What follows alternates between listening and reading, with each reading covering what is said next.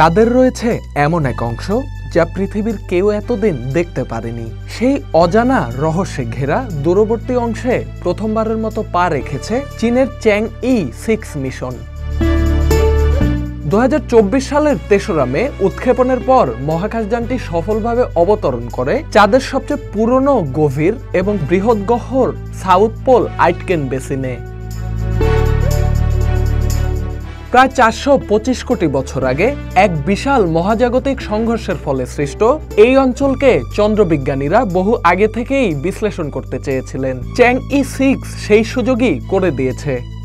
South পোলের গহ্বরে অবতরণ করে এটি সংগ্রহ করে 1935.3 গ্রাম মাটি ও শিলার নমুনা, যেগুলো 25 জুন নিরাপদে পৃথিবীতে নিয়ে আসা হয়।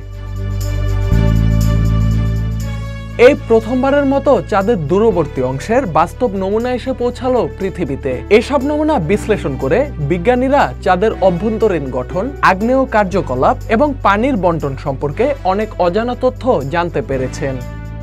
নমুনা বিশ্লেষণে দেখা গেছে চাঁদে মোট 2বার আগ্নেয়গিরির অগ্ন্যুৎপাত ঘটেছিল, একটি 420 কোটি বছর আগে এবং অপরটি 280 কোটি বছর আগে। এই তথ্য থেকে ধারণা করা হচ্ছে চাঁদের এই অগ্ন্যুৎপাত হয়তো 140 কোটিরও বেশি বছর ধরে চলমান ছিল।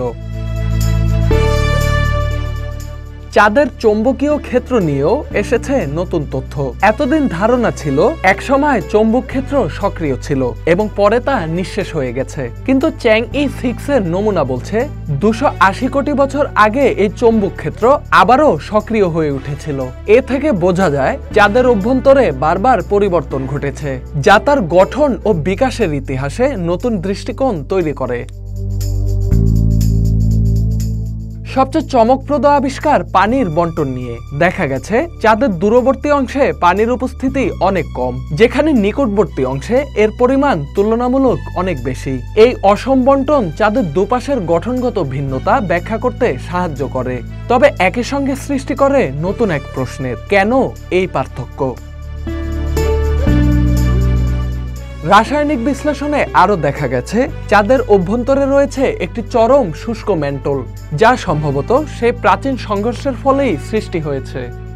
এই আবিষ্কার শুধু চাঁদের ইতিহাস নয়, বরং পৃথিবী সহ অন্যান্য গ্রহ কিভাবে সৃষ্টি হয়েছে তা বোঝার ক্ষেত্রেও নতুন দরজা খুলে দিয়েছে। বিজ্ঞানীরা বলেন, চ্যাংই-6 মিশনের পাওয়া তথ্যের বিশ্লেষণ এখনো প্রাথমিক পর্যায়ে।